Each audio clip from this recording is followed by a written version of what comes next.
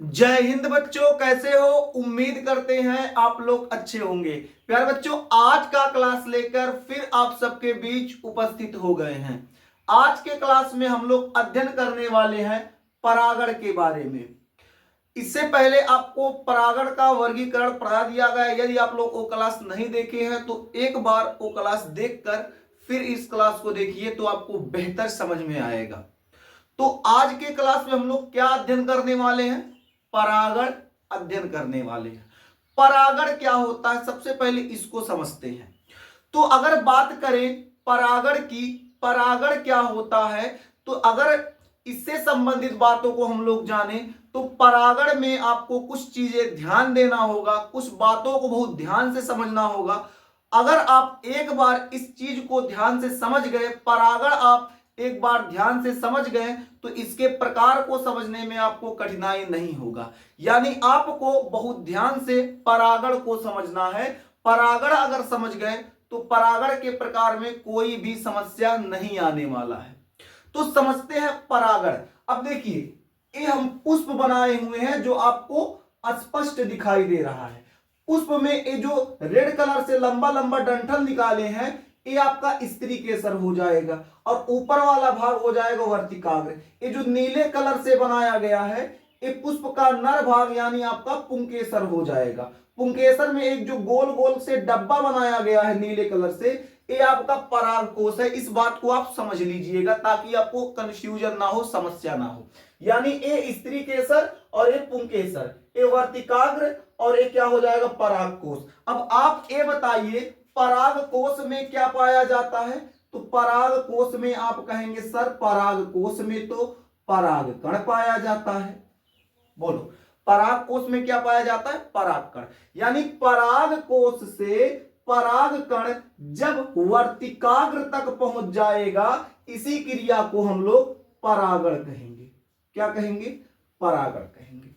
यानी पुष्प के परागकोश से, पुष्प के परागकोश से पराग कणों का वर्तिकाग्र तक पहुंचने की क्रिया परागण कहलाती है। समझ गए? समझ में आ गया? चलिए तो लिख लो। तो क्या लिखेंगे?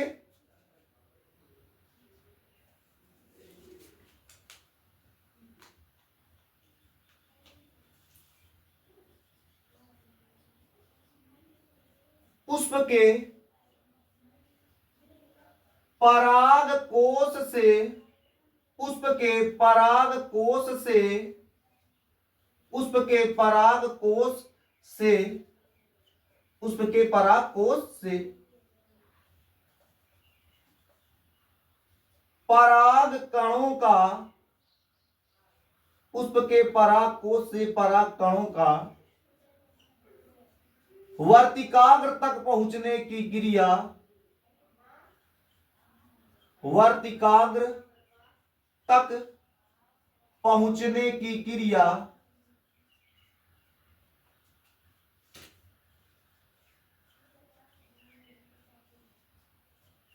पुष्प के परागकोश से परागकणों का वर्तिकाग्र तक पहुंचने की क्रिया परागण कहलाता है। परागण कहलाता है, परागण कहलाता है। यानी जो पुष्प होता है, पुष्प में जो परागकोश होता है, इस परागकोश में परागकण पाया जाता है। यही परागकण जब वर्तिकाग्र तक पहुंच जाएगा, इसी क्रिया को हम लोग क्या कहते हैं? परागण कहते हैं। क्या कहते हैं? परागण कहते हैं। बात करें अगर परागण के प्रकार की, तो परागण कितने प्रकार के होते हैं? परागण दो प्रकार के होते हैं। पहला हो जाएगा स्वपरागण, दूसरा हो जाएगा परपरागण। यानी अगर आपसे पूछा जाए परागण कितने प्रकार के होते हैं, तो मुस्कुराते हुए मेरे देश के नौजवान जवाब दीजिएगा, परागण दो प्रकार के होते हैं। पहला हो जाएगा स्वपरागण, दूसरा हो जाएगा परपरागण। स्वपरागण को सेल्फ पॉलिनेशन बोलेंगे और परपरागण को क्रॉस पॉलिनेशन बोलेंगे। ठीक है, तो आपको समझ में उम्मीद करते हैं आ रहा होगा। तो हेडिंग करो परागण के प्रकार। हेडिंग क्या रहेगा? परागण के प्रकार। तो परागण कितने प्रकार के होते हैं? 2 प्रकार के। कौन कौन हो जाएंगे? तो पहला हो जाएगा आपका स्वपरागण,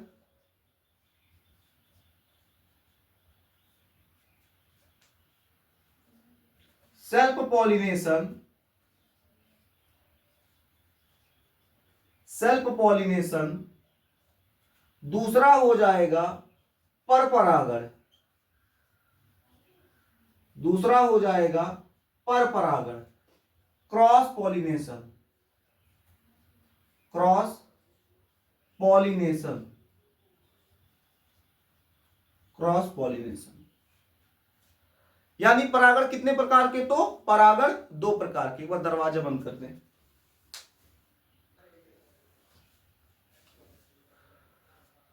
तो आप लोग अब हेडिंग कर लीजिए स्वपरागण।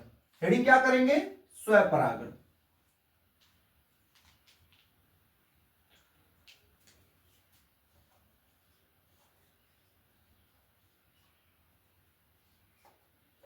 स्वपरागण, सेल्फ पॉलिनेशन।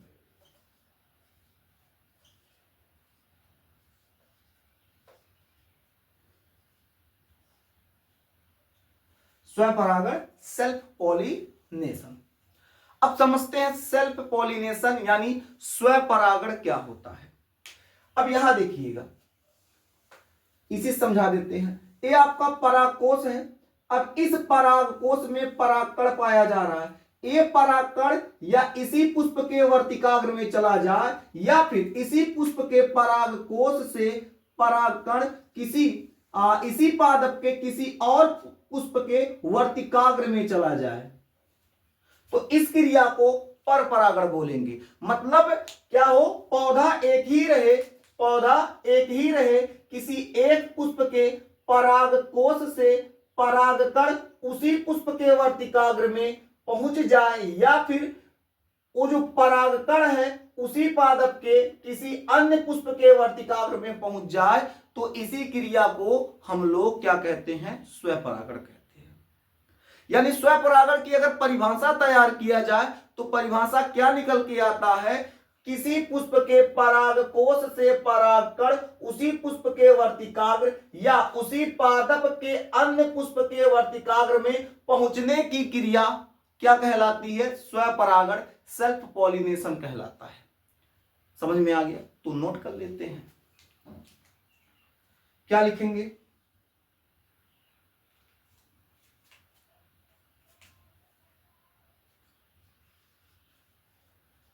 किसी पुष्प के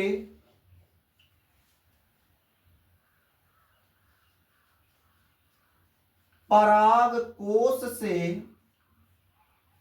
किसी पुष्प के परागकोश से पराग कणों का उसी पुष्प के वर्तिकाग्र, उसी पुष्प के वर्तिकाग्र या उसी पादप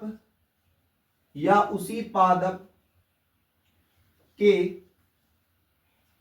अन्य पुष्प, उसी पादप के अन्य पुष्प के वर्तिकाग्र,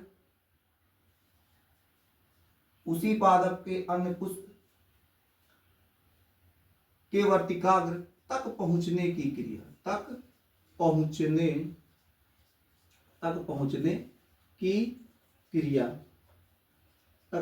की क्रिया को स्वपरागण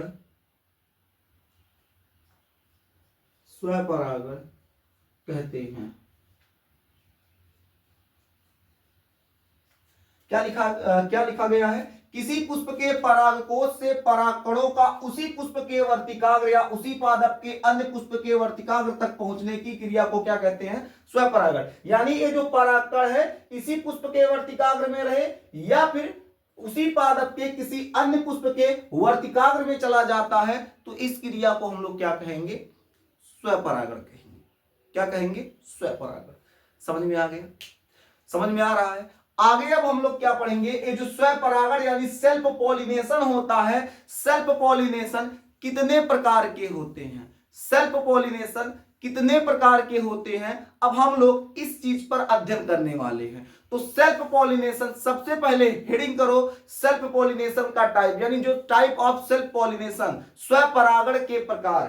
तो हेडिंग क्या करेंगे आप लोग? हेडिंग कीजिए स्वपरागण के प्रकार, स्व परागण के प्रकार, स्वपरागण के प्रकार। अब हम लोग देखेंगे ये जो स्वपरागण होता है ये कितने प्रकार के होते हैं। तो बात करें अगर स्वपरागण की प्रकार की, तो स्वपरागण जो होता है वो दो प्रकार के होते हैं।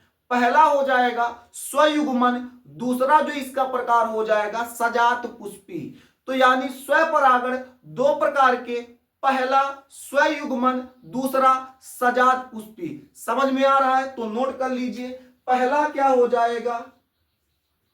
स्वयुग्मन,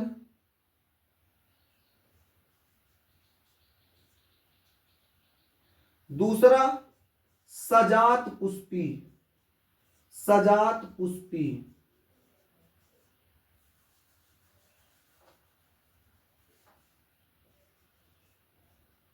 सजात पुष्पी। स्वयुग्मन को हम लोग क्या कहते हैं? ऑटोगैमी, और सजात पुष्पी को जिटेनोगैमी।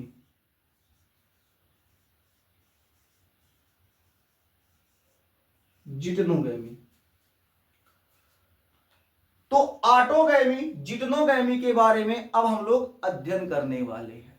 एक पुष्प सुंदर बना हुआ है, दिख रहा है सब आप लोग को अच्छे से, ठीक है। तो हम लोग ये जो पुष्प बनाए हैं, क्या फूल है गुलाब का? ना ना ना, ये फूल गुलाब का नहीं है, पता नहीं किसका है। फूल है, पता नहीं किसका। सुगंध लीजिए और सूंघिए और सूंघ के आनंद लीजिए और उसके बाद थोड़ा सा पढ़ाई भी कर लीजिए, ठीक है। आइए बढ़ते हैं आगे। तो हम लोग क्या करेंगे? सबसे पहले अब क्या पढ़ेंगे? स्वयुग्मन। तो आप लोग मुस्कुराते हुए हेडिंग कर लीजिए स्वयुग्मन, यहां हेडिंग कर दें स्वयुग्मन, स्वयुग्मन। अब स्वयुग्मन क्या होता है समझते हैं।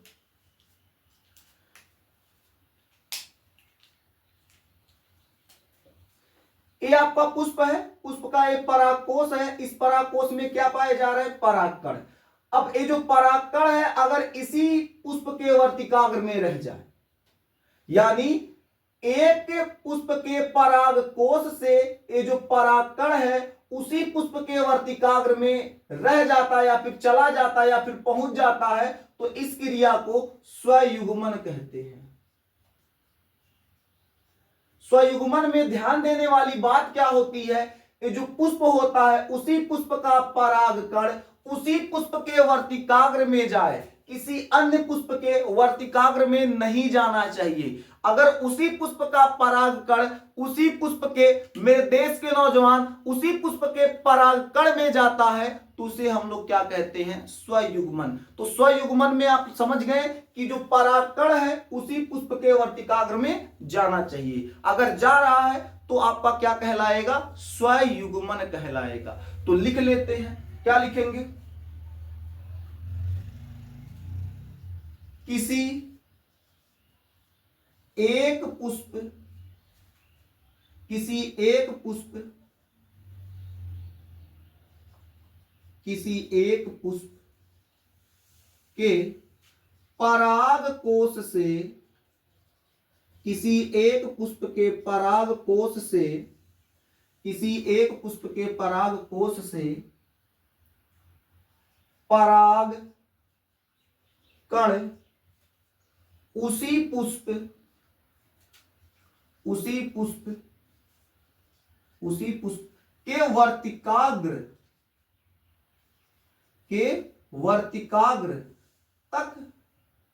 वर्तिकाग्र तक पहुंचने की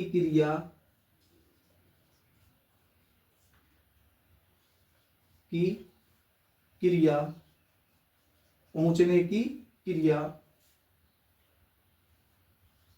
स्वयुग्मन कहलाता है।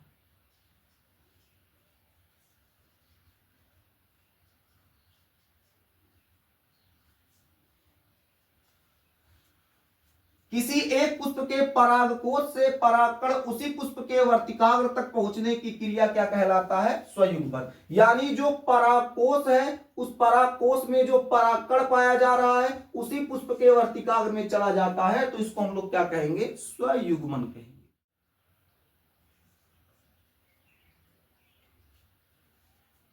सजात पुष्पी सजात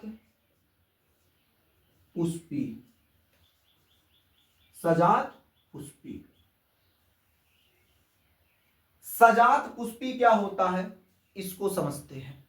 सजात पुष्पी जो होता है स्वपरागण का जो दूसरा प्रकार सजात पुष्पी है। अब हम लोग इसे समझने का प्रयास करते हैं कि ये क्या है। तो अब आप लोग हेडिंग कर लो सजात पुष्पी जिटनोगैमी। तो अब सजात पुष्पी में क्या है? जैसे एक परागकोश है, इस परागकोश में परागकण पाया जा रहा है।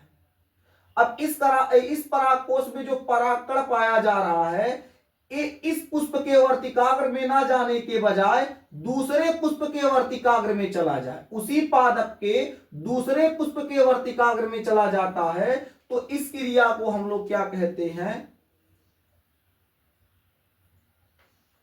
सजात पुष्पी।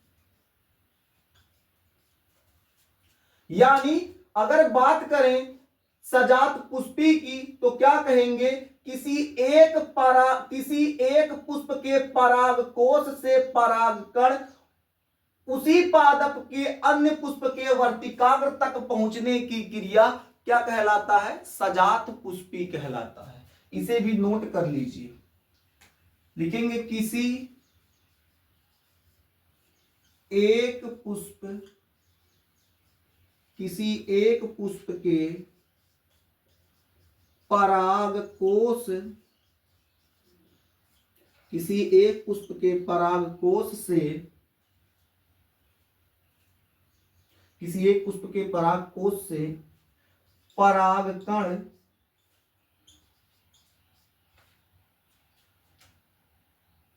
परागकण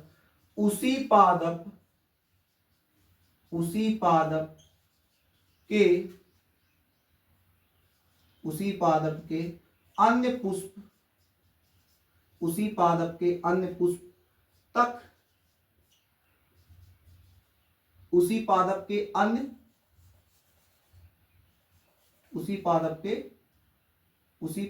क्या लिखा जी? परागकण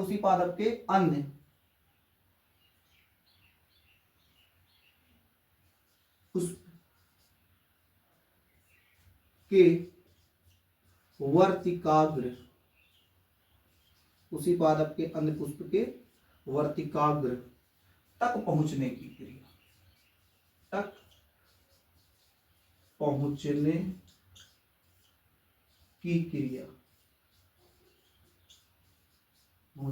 क्रिया सजात पुष्पी कहलाती है। सजात पुष्पी कहलाता है। लिख लो।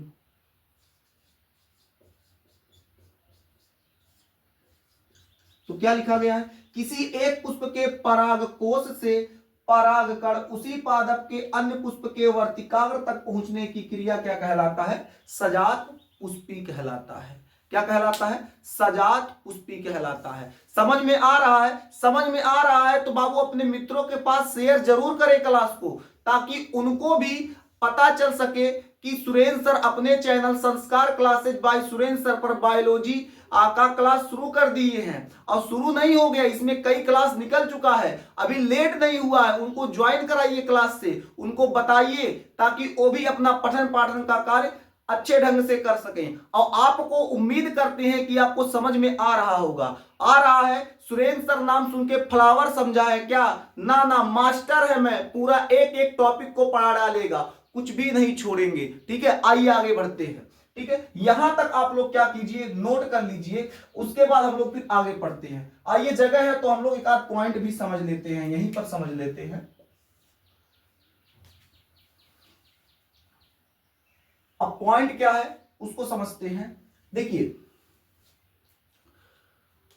स्वपरागण की जो क्रिया होती है द्विलिंगी पुष्पों में संपन्न होती है। द्विलिंगी कहिए या फिर उभयलिंगी कहिए, यानी स्वपरागण की जो क्रिया होगी द्विलिंगी पुष्पों में संपन्न होगी। द्विलिंगी का मतलब यह है एक ही पुष्प में नर भाग व मादा भाग उपस्थित हो। नर भाग मतलब पुंकेसर, मादा भाग मतलब जायांग, यानी एक ही पुष्प में पुंकेसर और जायांग उपस्थित होते हैं तो उसको हम लोग कहते हैं द्विलिंगी। यानी द्विलिंगी पुष्पों में स्वपरागण की क्रिया संपन्न होती है, लेकिन एक लिंगी पुष्पों में स्वपरागण का कोई प्रश्न नहीं उठता है। मतलब कुछ भी नहीं हो सकता कि बिल्कुल ऐसा बिल्कुल ही नहीं है कि एक लिंगी पादप उसमें स्वपरागण हो जाएगा, क्योंकि स्वपरागण के लिए नर भाग और मादा भाग का होना बहुत जरूरी है, यानी पुंकेसर और स्त्री केसर का होना बहुत जरूरी है। और एक लिंगी रहेगा तो एक लिंगी में दोनों में से केवल एक भाग उपस्थित होगा, तो वहां पर कोई प्रश्न ही नहीं उठता कि उसमें स्वपरागण क्रिया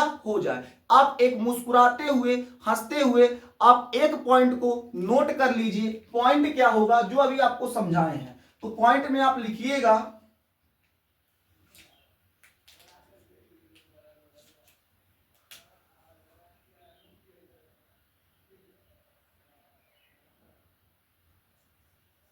द्विलिंगी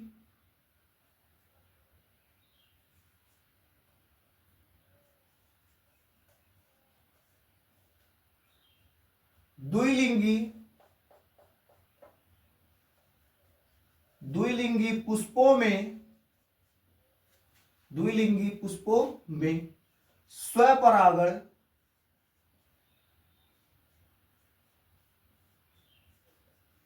स्वपरागण क्रिया संपन्न होती है।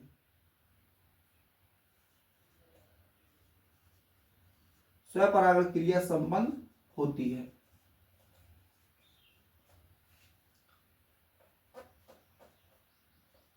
परंतु एक लिंगी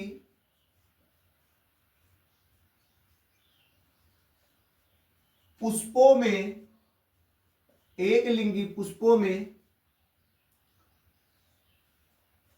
स्वपरागण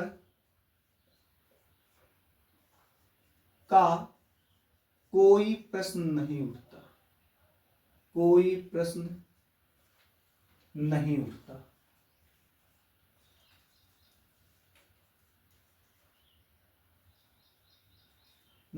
है, यानी द्विलिंगी पादपों में स्वपरागण होगा, एक लिंगी पादपों में ऐसा बिल्कुल ही नहीं है कि स्वपरागण हो जाए, यानी कोई प्रश्न नहीं उठता। अब देखिए, कुछ ऐसे पादप होते हैं जब वो परिपक्व हो जाते हैं तो परिपक्व अवस्था में उसका जो वर्तिका होगा और पुष्प का जो नर भाग यानी पुंकेसर होगा, वो दोनों परिपक्व अवस्था में ऐंठ जाते हैं। जब वो ऐंठ जाएंगे तो जो वर्तिका होगा, वर्तिका के ऊपर वर्तिकाग्र पाया जाएगा और पुंकेसर का ऊपरी भाग परागकोश। तो जब वो ऐंठ जाएगा तो परागकोश और वर्तिकाग्र दोनों एक दूसरे के संपर्क में आ जाते हैं, और जब दोनों एक दूसरे के संपर्क में आ जाएंगे तो क्या होगा, वहां परागण क्रिया संपन्न होती है। तो कुछ कुछ पादपों में ऐसी क्रिया होती है, वो पादप भी द्विलिंगी होते, एक लिंगी नहीं। जैसे यहां हम लोग बात करें, इस पुष्प की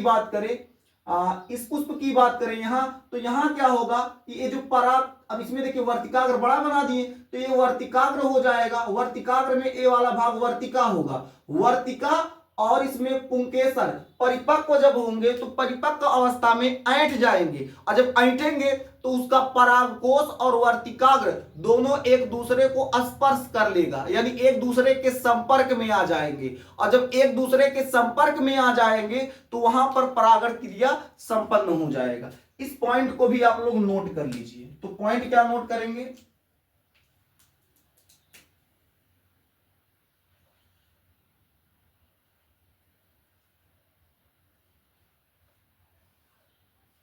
कुछ पादपों में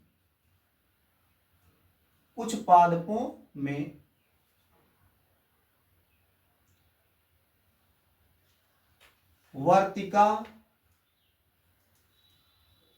और हटा दे, वर्तिका कामा पुंकेसर, वर्तिका कामा पुंकेसर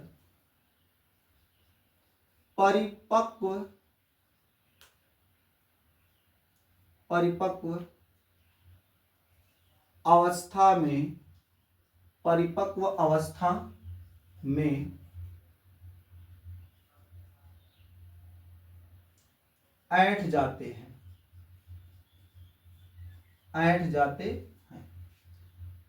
जिससे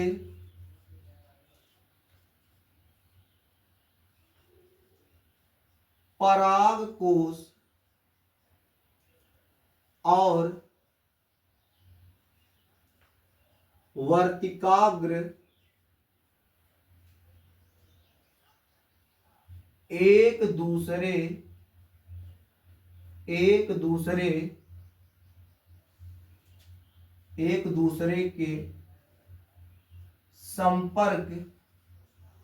एक दूसरे के संपर्क में आ जाते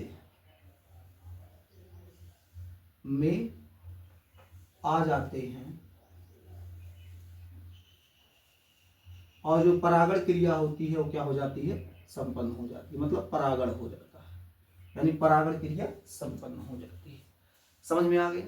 यानी जब वो ऐंठ जाएंगे तो संपर्क में आएंगे, परागण क्रिया हो जाएगा। आप यहां तक नोट कर लीजिए। इसके बाद आप लोगों को हम स्वपरागण के लाभ और स्वपरागण के हानि को पढ़ा देते हैं। पहले इतना नोट कर लीजिए।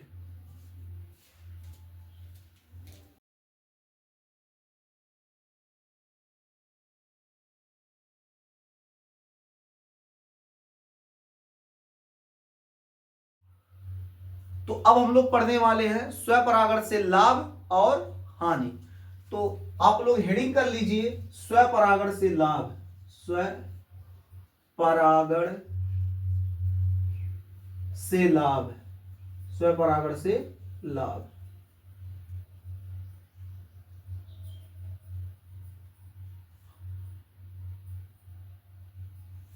स्वपरागण से लाभ।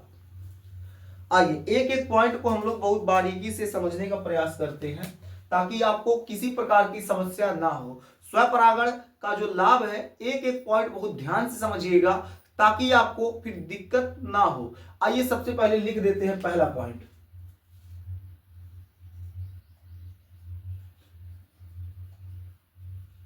स्वपरागण से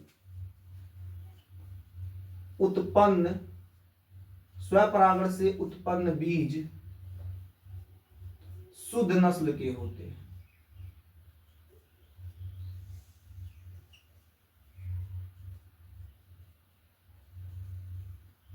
स्वपरागण से उत्पन्न बीज शुद्ध नस्ल के होते हैं। यानी जब स्वपरागण की क्रिया होती है, उस क्रिया के उपरांत जब बीज का निर्माण होता है, तो जो बीज होता है वो शुद्ध नस्ल के होते हैं। यानी स्वपरागण से पहले लाभ की बात करें तो जो स्वपरागण होता है उसमें जो बीज होता है, जो बीज उत्पन्न हुआ है परागण के द्वारा, वो जो बीज होगा शुद्ध नस्ल का होगा। तो पहला पॉइंट याद रखिएगा, स्वपरागण से उत्पन्न बीज क्या होता है? शुद्ध नस्ल के होते हैं। अगला पॉइंट लिखिएगा,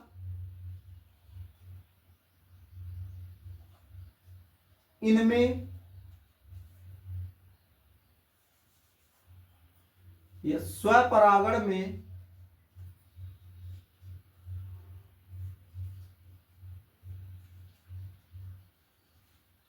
अधिक पराग कणों की अधिक परागकणों की स्वपरागण में अधिक परागकणों की आवश्यकता नहीं होती है।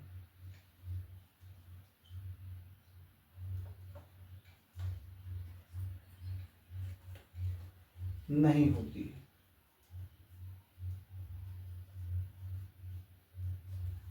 यानी जो स्वपरागण होता है, स्वपरागण में जो परागकण निर्माण होता है, यानी परागकोश में जो परागकण का निर्माण होगा उसमें परागकणों की अधिक आवश्यकता नहीं होगी। थोड़े से परागकण बनेंगे तब भी अगर पौधा हल्का सा हिल उल जाएगा या ऐंठ जाएगा, टच हो जाएगा, तब भी परागण क्रिया संपन्न हो जाएगी। यानी स्वपरागण वाले पुष्पों में अधिक परागकणों की आवश्यकता नहीं होती है। इस बात को याद रखिएगा। तीसरा पॉइंट नोट करेंगे हम लोग,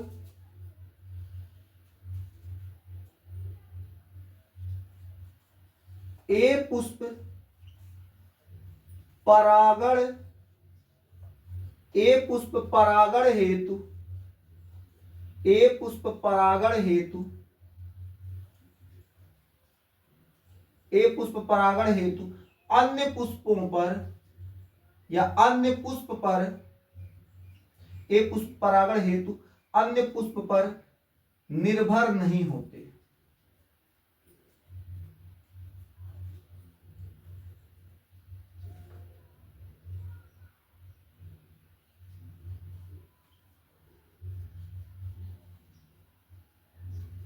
यानी जो स्वपरागण वाले पुष्प होते हैं उनको परागण के लिए दूसरे पुष्प की आवश्यकता नहीं होती, क्योंकि एक ही पुष्प में नर भाग और मादा भाग यानी पुंकेसर और स्त्री केसर दोनों एक ही पुष्प में उपस्थित होते हैं। इसलिए उनको अन्य पुष्प के ऊपर निर्भर रहने की कोई आवश्यकता नहीं होती है। एक अपने ही पुष्प पर निर्भर होते हैं, यानी उसमें नर भाग और मादा भाग दोनों होगा तो परागण क्रिया आसानी से संपन्न कर लेंगे। यानी कहने का मतलब क्या है, जो एक पुष्प होते हैं परागण हेतु अन्य पुष्प पर निर्भर नहीं होते हैं। अगले पॉइंट की अगर हम लोग बात करें तो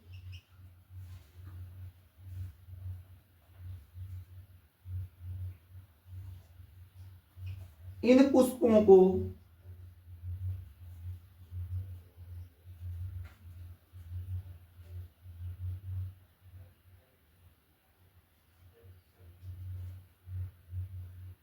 इन पुष्पों में रंग गंध, इन पुष्पों में रंग कामागंध तथा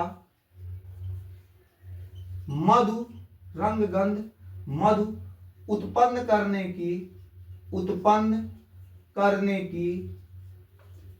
की कोई आवश्यकता नहीं होती है।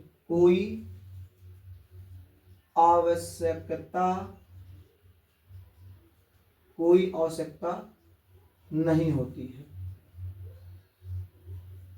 ठीक है। जो एक पुष्प होते हैं स्वपरागित पुष्प होते हैं, स्वपरागित पुष्पों में रंग की आवश्यकता, गंध की आवश्यकता, मधु की आवश्यकता नहीं होती है। अगर ये सब रहेगा तो भी ठीक है, नहीं रहेगा तो भी कोई प्रभाव नहीं पड़ेगा, कोई फर्क नहीं पड़ेगा, परागण क्रिया हो जाएगी। अब हम लोग पढ़ेंगे स्वपरागण से हानि। यहां लिख दे,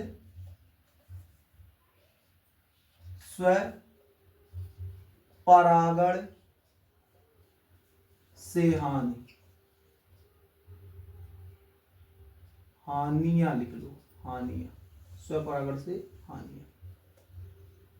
ठीक है, चलिए मार्कर चेंज कर दे।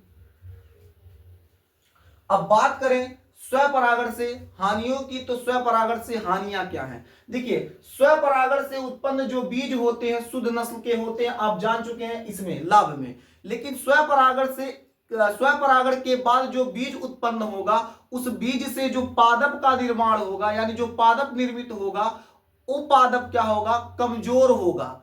शुद्ध नस्ल का तो होगा लेकिन पादप क्या हो जाएगा? कमजोर होगा। पादप के अंदर मजबूती नहीं रहेगी और ये लक्षण उसके अगली पीढ़ी में भी दिखेगा।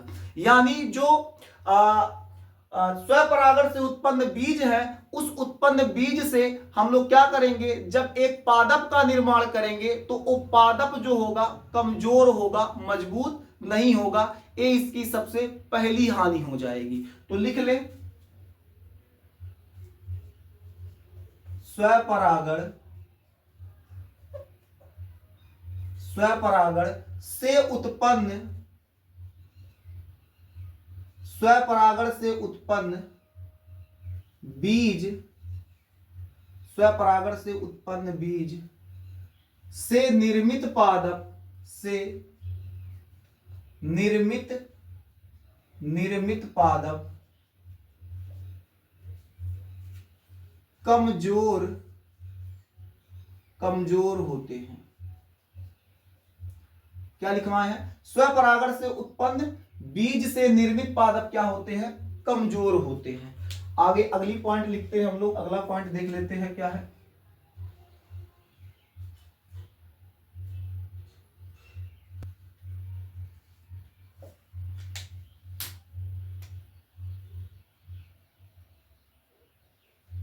इसमें पीढ़ी दर पीढ़ी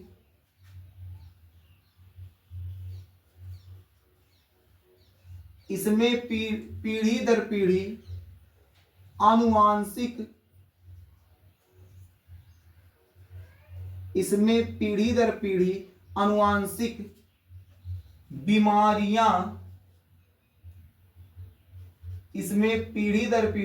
आनुवांशिक बीमारियां स्थानांतरित होती रहती हैं।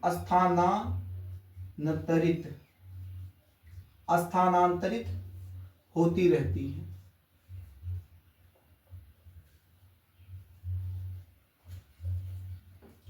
यानी अगर हानि की बात करें तो दूसरा हानि क्या हो जाएगा? इसमें पीढ़ी दर पीढ़ी आनुवांशिक बीमारियां स्थानांतरित होती रहती हैं। यानी एक पीढ़ी में बीमारी आएगा, उसके बाद जो उसका बीज होगा जब हम लगाएंगे तो वो जो बीमारी होगा अगली पीढ़ी में भी रहेगा। यानी एक पीढ़ी में अगर कोई विकार उत्पन्न होगा, वह विकार अगली पीढ़ी में भी दिखाई देगा। यानी उसकी जो आनुवांशिक बीमारियां होंगी एक पीढ़ी से दूसरी पीढ़ी में ट्रांसफर होती रहती हैं। बात करें अगर हम लोग तीसरे हानि की,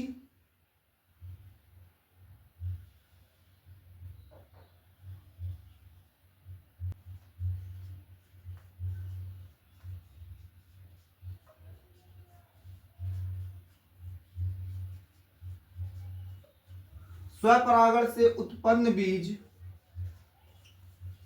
शीघ्र नहीं पकते हैं।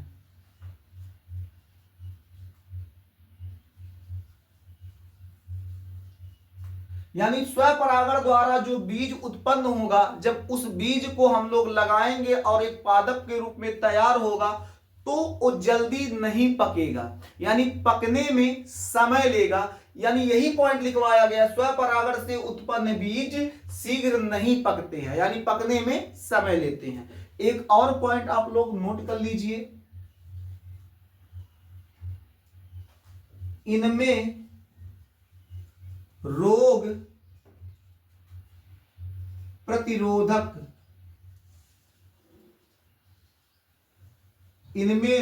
प्रतिरोधक क्षमता कम होती है।